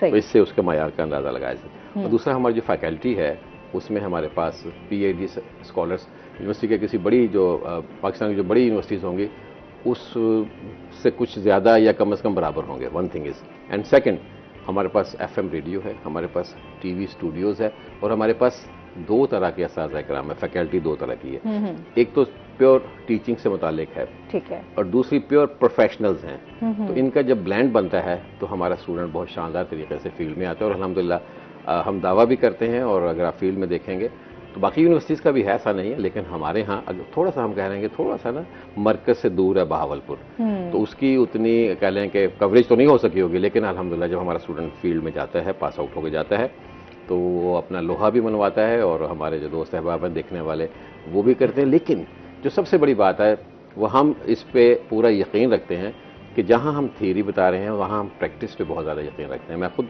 जो मेरा एरिया ऑफ इंटरेस्ट है वो डॉक्यूमेंट्री मेकिंग है और अल्हम्दुलिल्लाह हमने बहुत सारा कह लें कि इस हवाले से बड़ी प्रैक्टिस की और ख़ुद भी ऑफ एंड ऑन इसके रिफ्रेशर कोर्सेज करते रहते हैं। और हमारे साथ बहुत सारे ऐसे इदारे हैं जो प्रोडक्शन हाउसेज हैं उनके साथ हमारे MOU साइंस है। अभी भी हम ये 29 तारीख को एक मेला करने लगे, फेस्टिवल करने लगे। तो ये सारी की सारी चीज़ें जो मिल के आज सामने आती हैं तो स्टूडेंट्स को मौके भी मैसर आते हैं, उनको प्लेटफॉर्म भी मिलते हैं और वहीं प्रैक्टिस करने का।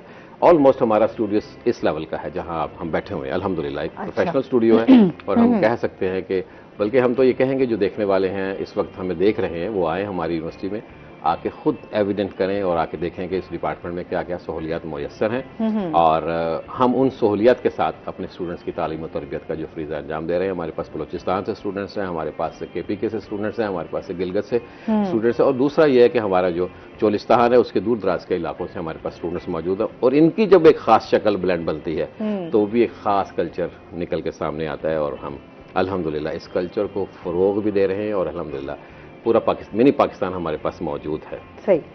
अच्छा जी, इसके साथ ही जो है हम असगर साहब से जानेंगे इस टाइम जिस तरह से फार्मेसी टेक्नीशियन के हवाले से भी अगर हम बात करें तो इसमें अब आगे बढ़ने की किस तरीके से चांसेस हो सकते हैं या इसमें इसकी क्या यो है अगर आप पाकिस्तान में मौजूद हैं या पाकिस्तान से बाहर जा रहे हैं? क्योंकि जितना हमारे यहाँ पे नौजवान हैं वो कोशिश ये करते हैं कि बस यहाँ से अगर कोई डिग्री हासिल कर ली है, कुछ भी कर लिया है तो वो बाहर जाकर ही सर्व करें।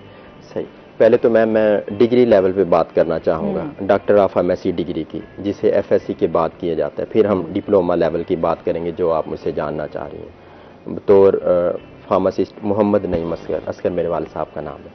तो आज से तकरीबन 10 साल पहले जो लोग MBBS BDS से MCAT के बाद जाया करते हैं, जिसे आजकल MD CAT कहा जाता है, तो वो बाई चांस आया करते थे, उन्हें पता ही इंटी टेस्ट के बाद चलता होता था ये कोई डिग्री है। फिर वो कहीं ना कहीं भाई बच्चे ने डिग्री करनी है ताकि वो रोजगार के काबिल हो सके। आज से 10 साल पहले लोग इस तरह आते थे, लेकिन अब जिस तरह इंटरनेशनली वर्ल्ड ने ग्रूम किया है मेडिकल प्रोफेशन में, तो अब अल्हम्दुलिल्लाह ये देखने में आया है कि बहुत सारे बच्चे मैट्रिक करने के बाद फौरन माइंड ब्राटअप उनका हो चुका होता है कि FSC प्री मेडिकल के बाद बच्चे को फार्म D की तरफ लाया जाए ताकि ना सिर्फ वो पाकिस्तान में पब्लिक सेक्टर में काम कर सके, अगर पब्लिक सेक्टर में वो एडजस्ट नहीं होता तो प्राइवेट सेक्टर में तो इसमें बेशुमार मौके मौजूद हैं। छोटे लेवल पे अपनी फार्मेसी बना सकता है, उससे बड़े लेवल पे अपना डिस्ट्रीब्यूशन बना सकता है। अच्छा, इस पर डिटेल से हम डिस्कस करते हैं नाज़रीन। अभी हमने जाना ब्रेक पे, हमारे साथ रहिएगा।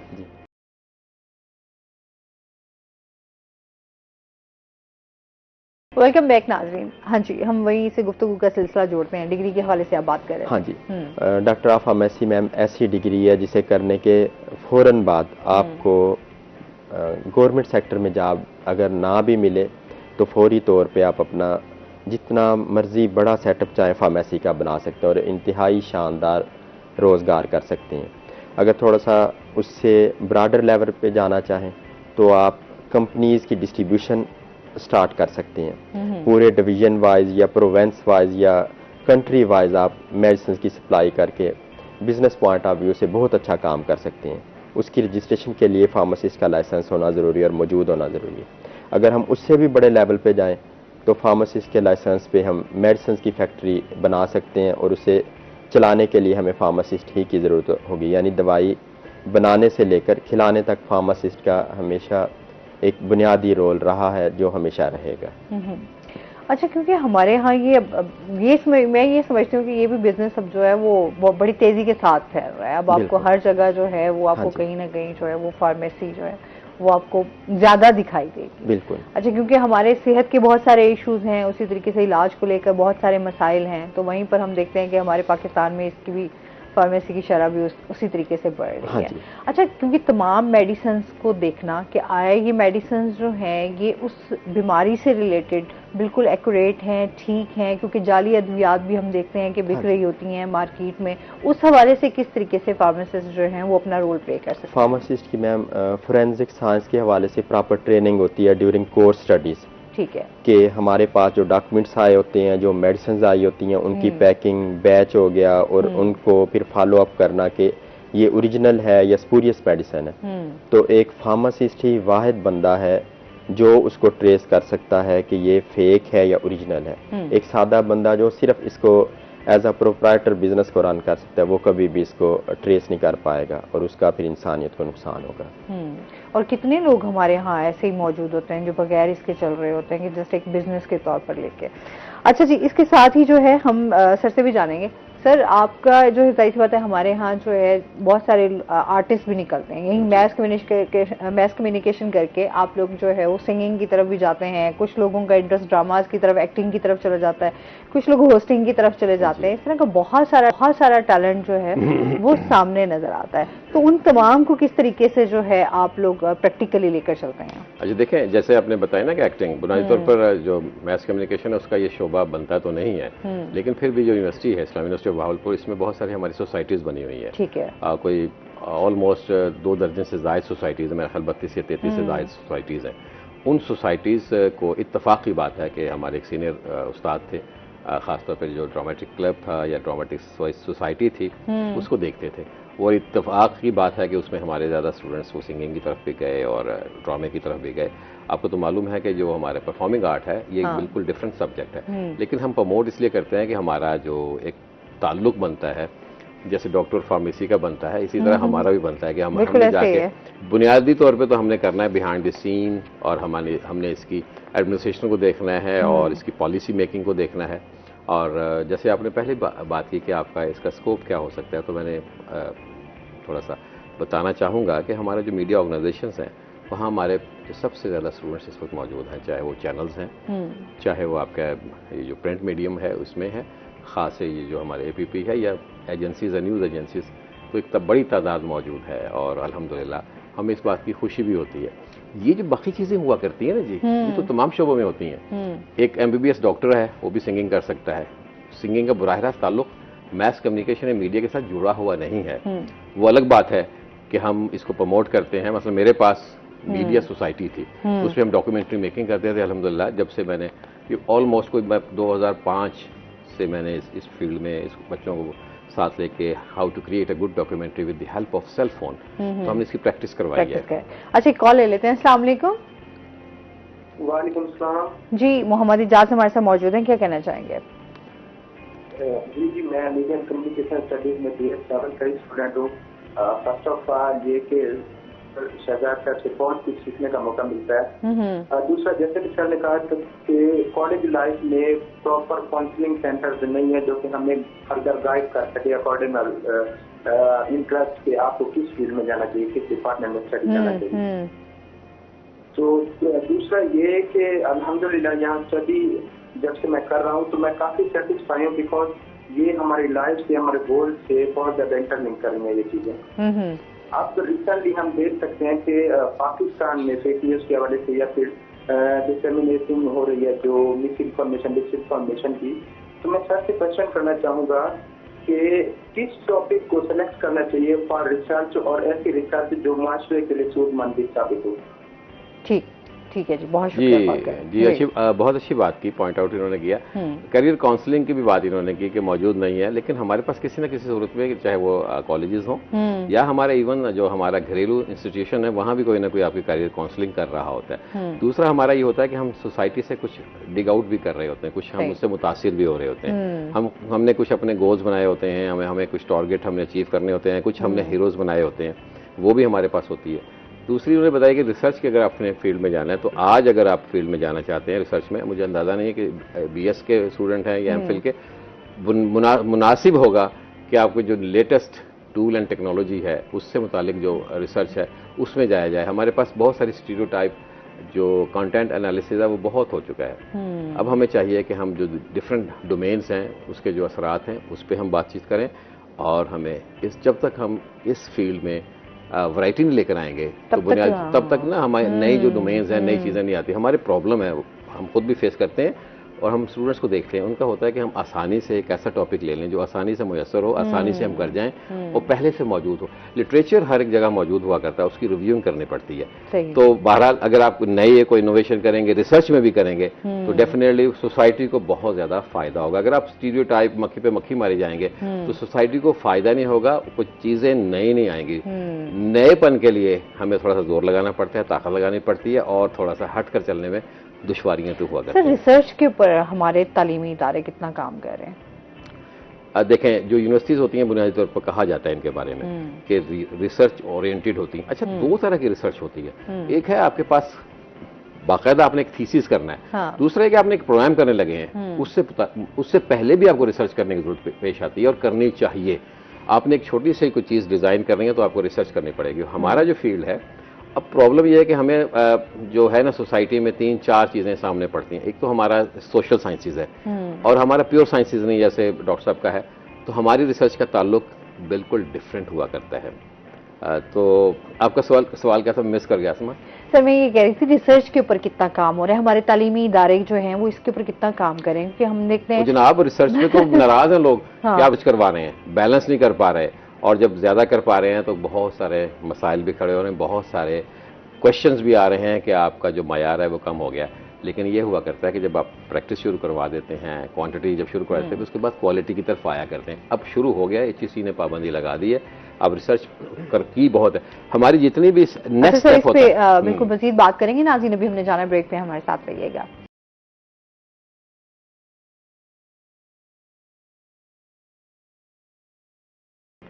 वेलकम बैक नाज़रीन। रिसर्च के हवाले से हम बात कर रहे थे सर कि रिसर्च पर हमारे तालीमी इदारे या हमारी यूनिवर्सिटी जो है वो किस तरीके से रोल प्ले कर रही है। अच्छी बात की आपने। देखिए, हर तालीमी इदारे का अपना एक साइकी होती है, वहाँ का एक खास एटमॉस्फेयर होता है और हर डिपार्टमेंट का एक डिफरेंट एटमॉस्फेयर हुआ करता है। अल्हम्दुलिल्लाह हम तो बड़ा सपोर्ट करते हैं और स्टूडेंट्स को बैकअप भी करते हैं और पूरे का पूरा जो डिपार्टमेंट है उसमें इन्वॉल्व हो जाता है कि हम इस स्टूडेंट को रिसर्च के पॉइंट ऑफ व्यू से कितना फैसिलिटेट कर सकते हैं। अच्छा, जिद्दत आती जा रही है सर, AI का ज़माना आता जा रहा है, अब मीडिया में भी काफ़ी जो है वो आपकी एडवांस होता जा रहा है, टेक्नोलॉजी एडवांस हो रही है। इस हवाले से आप क्या कहना चाहेंगे, इसमें किस तरीके से हम उनको जो है हम, क्योंकि इस टाइम जो दुनिया की हम बात करते हैं वो कंपटीशन अब बढ़ता जा रहा है, तो हमने उनके मुकाबले में आना है, क्या कहेंगे इस बारे में? आपकी बात सही है, AI ने हमें सपोर्ट तो किया है। अगर हम सिर्फ AI पे बैठ जाएं तो हम फिर जो जेन्युइन हमारा जो ब्रेन है वो थोड़ा सा लो हो जाता है। तो इन दोनों का एक मर्जर के से हम उससे हम सपोर्ट तो हासिल करें, लेकिन उसको प्लेजरिज्म के तौर पे इस्तेमाल नहीं करना चाहिए। किसी न किसी सतह पे अगर हो रहा है तो वो यकीनी तौर पर उसको भी चेक हो जाता है। आपकी बात बजाय हम कम्पीट करने की कोशिश तो कर रहे हैं, जिस तरह हम जितना फासला हमारा बाकी फील्ड्स में है उतना ही हमारा इस फील्ड में भी हो सकता है। कंपैरेटिवली जो मैस कम्युनिकेशन है या मीडिया स्टडीज़ है, इसका फासला इसलिए कम है कि ये फौरी तौर पर तमाम का तमाम सपोर्ट जो है वो आपके पास लेटेस्ट जो टूल्स एंड टेक्नोलॉजी है उसके जरिए करते हैं। और मीडिया आपको पता है अब तो कहते भी ग्लोबलाइज्ड एरा है और मीडिया का दौर है, तो इसमें तो कुछ चीज़ ठगी छुपी है ही नहीं। हाँ, ये होता है कि हमारे जो फैकल्टी मेंबर्स हैं और हमारे जो स्टूडेंट्स हैं वो अब्रॉड भी जाते हैं, बड़ी यूनिवर्सिटीज़ में जाते हैं, वहाँ से फेलोशिप भी करके आते हैं और उसके बाद हमारे बहुत सारे ऐसे जो टीचर्स हैं, हमारे फैकल्टी मेंबर्स हैं जिनकी बड़ी हाई लेवल की स्टडीज़ है। मैंने भी प्री डॉक जर्मनी से किया। इसी तरह हमारे बहुत सारे जो मेरे कलीग्स हैं, हमारे कलीग्स हैं, मुझसे जो सीनियर थे वो सारे पोस्ट डॉक थे अल्हम्दुलिल्लाह। क्या फ़र्क देखते हैं यहाँ, आप बाहर, आप भी जर्मनी से पढ़ कर आए, फिर यहाँ के हमारे जो इश्यूज़ हैं क्या फ़र्क देखते हैं?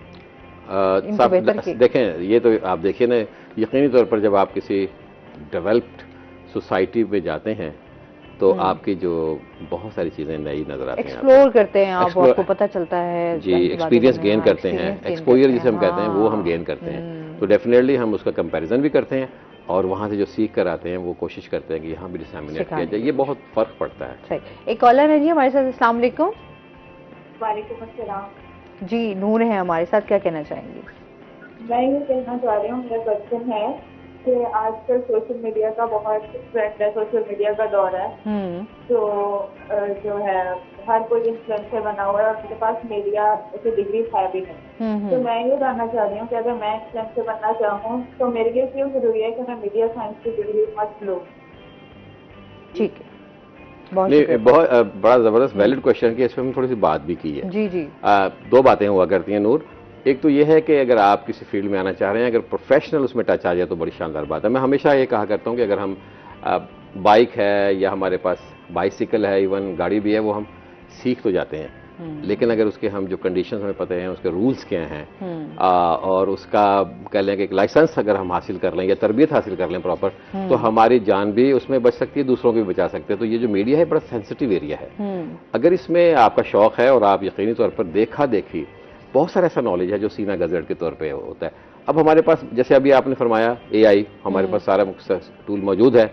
अगर हम किसी जिंदा इंसान के पास, पाइंदा इंसान के पास, जिंदा से मुराद है कि उसका ब्रेन भी जिंदा होना चाहिए, लेटेस्ट टूल एंड टेक्नोलॉजी का, और साथ के साथ आपके कंडीशंस का, नॉर्म एंड कंडीशंस का, और कंटेंट जो है उससे मुतालिक अगर बता दें तो बहुत ही फायदा हो जाएगा। हमारा प्रॉब्लम ये नहीं चल रहा कि हमें सेल फोन नहीं यूज करना आता, कैमरा नहीं चलाना आता, हमें बहुत अच्छा आता है, बच्चों को बहुत अच्छा आता है। प्रॉब्लम है सबसे बड़ा वो है कि कंटेंट क्या है। कंटेंट के मैयार पे सबसे बड़ा झगड़ा हो रहा है। और आज देख लें सोसाइटी में जो प्रॉब्लम है वो है ही ये कि हमारे पास जो कंटेंट है, हम थोड़ा सा नेगेटिव कंटेंट की तरफ ज्यादा जाते हैं। अब मेरी ख्वाहिश होती है मैं पॉपुलर हो जाऊं, मैं पॉपुलर होने के लिए कोई भी तरीका मैं ऑप्ट कर लेता हूँ। तो ये चीजें भी हमने सिखानी है, और ये चीजें अगर आप सीख के जाएंगे तो सोसाइटी को सबसे बड़ा फायदा आप ही देंगे। बिल्कुल ऐसे ही है सर। ये तो आज के दौर में मैं समझती हूँ कि बड़ी जरूरत भी है। हम लोग तो इस तरह की डॉक्टर वजीर आगा ने अपनी किताब में कहीं लिखा था, मुझे बहुत पहले कहीं मैंने पढ़ी थी, उन्होंने कहा जी एक सुधाया हुआ जब कुत्ता जो है वो जब आपके साथ शिकार पे जाता है तो शिकार को भी कारामद करता है आपके लिए। अगर वो अनट्रेंड है वो भाग तो जाएगा, शिकार को पकड़ लेगा, उसको अपने लिए भी खराब हो जाएगा और आपके लिए भी हराम हो जाएगा। तो आप देखें, एक जानवर के बारे में बताया, कुजा ये कि एक इंसान को अगर तरबियत दे दें तो उसके कितने बड़े इम्पैक्ट हुआ हो सकते हैं। बिल्कुल ऐसे ही है। अच्छा जी, हम इसके साथ जो है कोर्सेज की बात कर रहे थे, डिग्री की बात कर रहे थे, डिप्लोमा के हवाले से आप क्या कहना चाहेंगे? इस हवाले से भी हमारे जो तुलबा इंटरेस्टेड हैं, जो इस फील्ड में आना चाहते हैं, उनके लिए क्या मौके हैं? हमारे ख़ास तौर पे मैम जो मैट्रिक पास तुलबा फौरी तौर पे अपने माली हालात देखते हुए इस तरफ आना चाहें तो उनके लिए मौजूदा गवर्नमेंट ऑफ पाकिस्तान के लाज के मुताबिक फार्मेसी टेक्नीशियन का डिप्लोमा हमारे यहाँ मौजूद है। अल्हम्दुलिल्लाह हमारा इदारा भी है जो इस तरह के short 2 years 3 years consisting diplomas करवाता है। ठीक है। फार्मेसी टेक्नीशियन ऐसा डिप्लोमा है जिसको 2 साल पर मुहितिया डिप्लोमा करने के फ़ौरन बाद मौजूदा कवानीन के मुताबिक बंदे को लाइसेंस जारी हो जाता है, जिसकी बेस पे वो अपना मेडिकल स्टोर बना सकते हैं। और ख़ास तौर पे देहातों में इस तरह के लोग इंतहाई ज़्यादा कामयाब हैं बजाय ऐसे लोगों के जो आज से 10-15 साल पहले होते थे और दवाइयों से मुतल्लिक काम किया करते थे। तो आप जिस तरीके से ट्रेनिंग दे रहे हैं, सिखा रहे हैं, उस हवाले से भी हमारे नाज़रीन को बताइए। और इस हवाले से ये किस तरह से आपके पास जो है वो रब्ता किया जा सकता है, आया जा सकता है? हाँ जी, पिछले तकरीबन 2 साल मेरे teacher professor doctor Rao Saeed साहब फार्मेसी काउंसिल के वाइस प्रेसिडेंट रहे हैं। उन्होंने फार्मेसी की डोमेन में इंतहाई ज़्यादा शानदार काम किया कि बहुत सारे नए इदारों को जो फार्मडी करवाते हैं, डिग्री लेवल पे काम करते हैं और फार्मेसी टेक्नीशियन करवाते हैं, बहुत ज़्यादा मेरिट बेस्ड अप्रूवल्स दी, जिस करके जैसे ही 2 से 3 साल बाद ख़ास तौर पे फार्मेसी टेक्नीशियन के पास आउट स्टूडेंट मार्केट में आएंगे तो उसका ये मेडिकल प्रोफेशन को बहुत ज़्यादा फ़ायदा होगा, बजाय एक फार्मासिस्ट अकेला फार्मेसी रन कर रहा हो और उसके साथ सिर्फ एक सादा बंदा मेडिसिन उठा के दे रहा हो, बजाय वो सादा बंदे के जो 2-3 साल बाद एक फार्मेसी टेक्नीशियन जिसने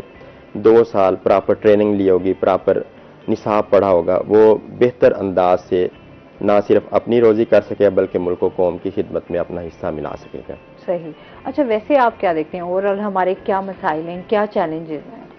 ओवरऑल चैलेंजेस ये हैं कि मौजूदा जो पॉलिसीज़ हैं उन्हें जो जिस तरह दुनिया जिस तरफ आगे एडवांसमेंट की तरफ मूव कर रही है, तो मैं पॉलिसी मेकर्स को भी आपके चैनल के थ्रू और जो पॉलिसी इम्प्लीमेंट करवाते हैं उन इदारों को भी रिक्वेस्ट करूंगा कि ना सिर्फ नई पॉलिसीज़ बनाई जाएं फार्मेसी प्रोफेशन को बेहतर तरीके से रन करने के लिए, बल्कि जब पॉलिसी बन जाए तो स्ट्रिक्टली उन पर अमल करवाया जाए ताकि हमारा पाकिस्तान भी तरक्की की राहों पर जो तरक्की याफ्ता ममालिक हैं उनके साथ शामिल हो सके। तो आप क्या समझते हैं, क्या तब्दीली आनी चाहिए, किस तरह की पॉलिसीज जो है वो बनानी चाहिए? हाँ जी। कि एक फार्मेसी पे फार्मासिस्ट तो मौजूद होता ही है कवानीन के मुताबिक, उसके साथ गवर्नमेंट को चाहिए कि इस तरह की पॉलिसीज इंप्लीमेंट करें कि एक फार्मासिस्ट के साथ कम से कम 3 फार्मेसी टेक्नीशियन मौजूद हो, बजाय सिविलियन अमला के जो माँ बाप सिर्फ शौक के तौर पे भेज देते हैं। एक जो पढ़ा लिखा बंदा मैट्रिक के बाद 2 साल का फार्मेसी टेक्नीशियन का डिप्लोमा करके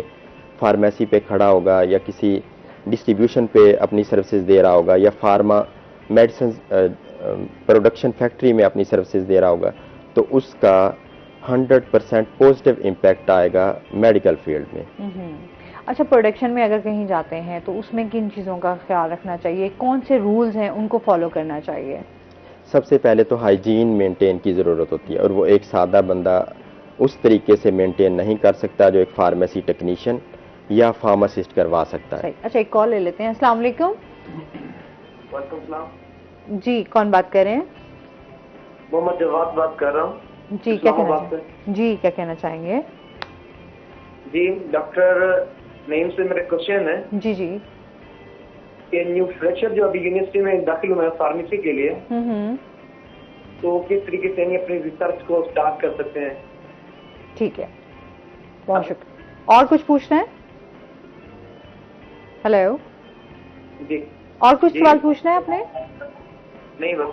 ठीक है, बहुत शुक्रिया। ये जवाद साहब मेरे ख्याल में पोस्ट ग्रेजुएट के स्टूडेंट लग रहे हैं, एमफिल या पीएचडी की तरफ मूव करना चाह रहे हैं, तो मेरा इन्हें सजेशन ये है पहले वो अपना इनर इंक्लिनेशन देखें कि उनका ज़ाती रुझान फार्मास्यूटिक्स की तरफ है, फार्माकोलॉजी की तरफ है, फार्माकोग्नोजी की तरफ है। अपने रुझान को देखते हुए फिर जो मार्केट में या 10 सालों बाद जो सब्जेक्ट सबसे ऊपर होगा उन दोनों को कंबाइन करके अपनी रिसर्च को ओरिएंटेड करें।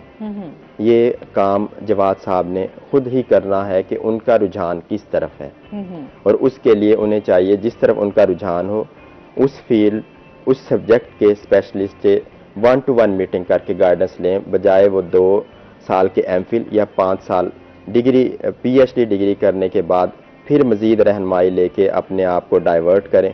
तो उससे पहले अपना कम से कम 1-2 हफ्ते इस ख़ास काम पे लगाएं ताकि उनकी पूरी ज़िंदगी सेटिस्फाइड और अलाइंड हो। सही।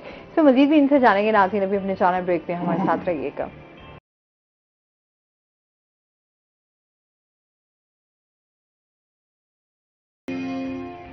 वेलकम बैक नाज़रीन। अच्छा सर, जिस तरीके से हम निसाब की बात करते हैं, हम बात कर रहे हैं कि किस तरीके से हमारे तालीमी इदारों को जो है क्वालिटी के ऊपर, मेयार के ऊपर, जो हमारी इस टाइम एजुकेशन है उसको किस तरीके से हम जो है वो बेहतर बना सकते हैं।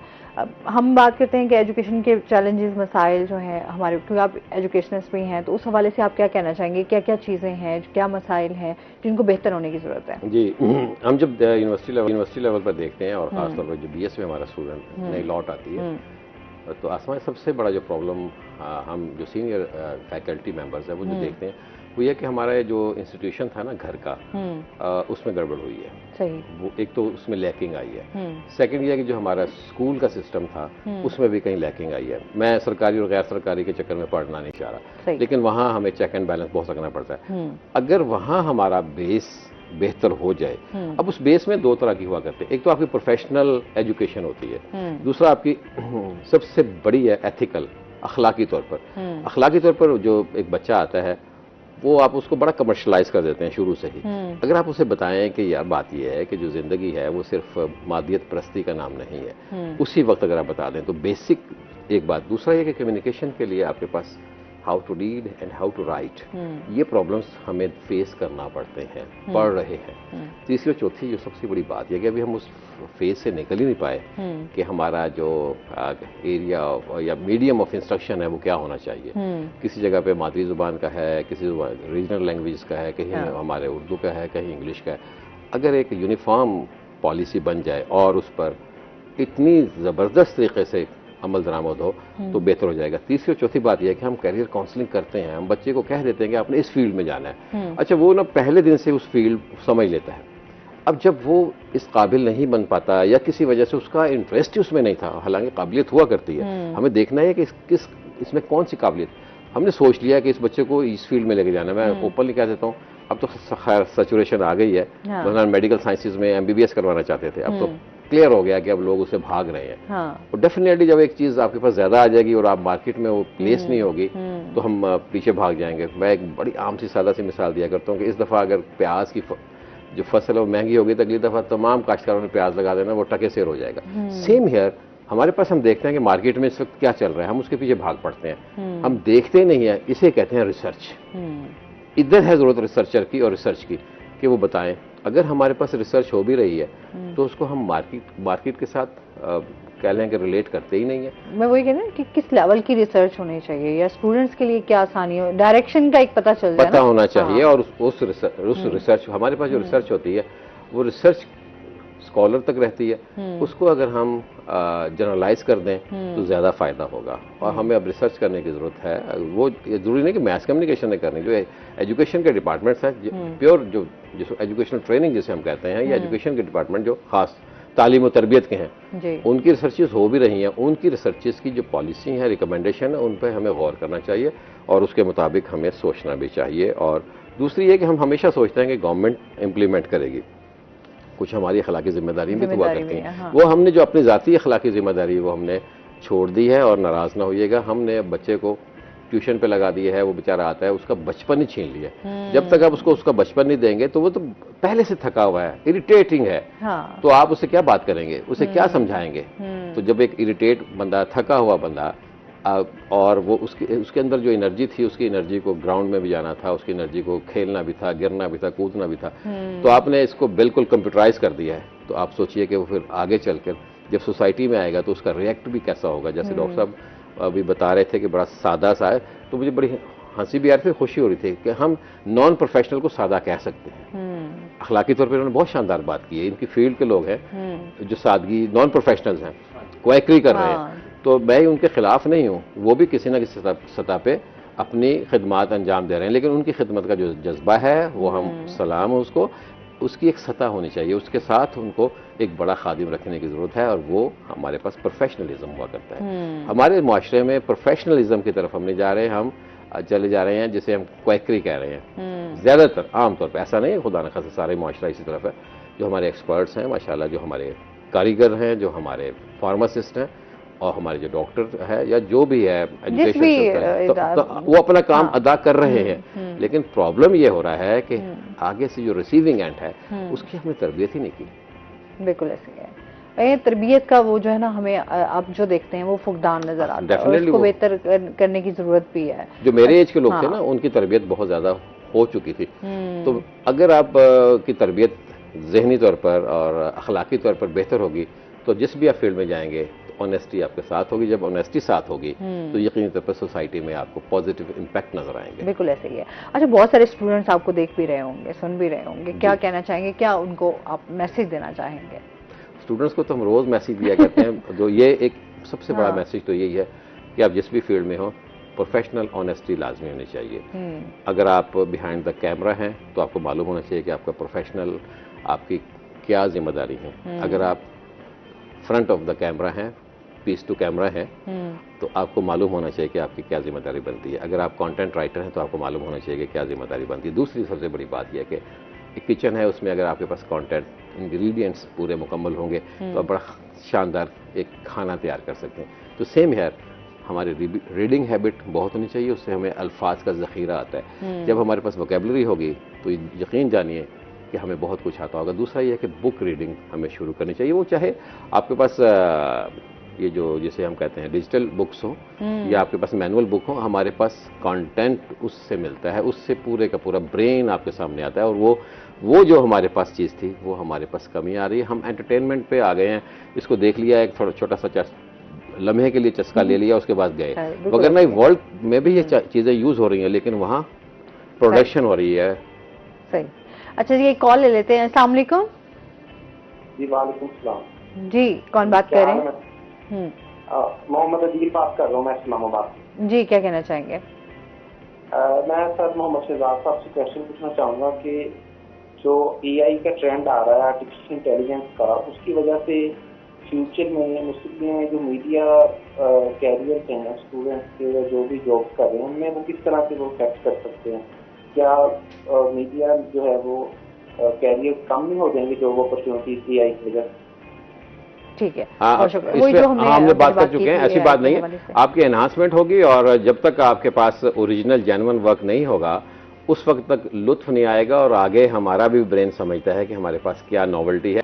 जो आप देखें, जरा गौर कीजिए कि AI क्या चीज़ है, जो हमने दिया है वही है ना जी, और लेकिन यह है कि वो ब्रेन के मुताबिक तो नहीं चल सकता। एक बात। दूसरी बात है, कभी ये ना सोचिए कि उसके बाद क्या होगा। उसके बाद हमें एक चैलेंज मिलेगा, जो हम खुद, ये बुत है, इसको चैलेंज मिलेगा कि नया, और वो उस चैलेंज को जब कबूल करेगा, उसमें आएगा, एफर्ट करेंगे, तो एक और डोमेन नई सामने आएगी इंशाल्लाह। एक ब्लेंडेड चीज़ आएगी, AI और आपके पास जेन्युइन जो फिजिकल शक्ल में मौजूद है, ये दोनों जब चीज़ें चलेंगी तो एक और बड़ी तब्दीली आएगी। बिल्कुल सही। सर, बहुत शुक्रिया आपका, बहुत अच्छा लगा हमारे शो का हिस्सा बने। नहीं, आपका भी बहुत शुक्रिया, आप हमारे साथ रहे। और इसके साथ ही नाज़रीन, आज का शो यहीं पर खत्म हुआ। अपना बहुत सारा ख्याल रखिएगा, दुआओं में याद रखिएगा। इंशाल्लाह ज़िंदगी ने साथ दिया तो मंडे को आपसे फिर मुलाकात होगी। अल्लाह हाफ़िज़।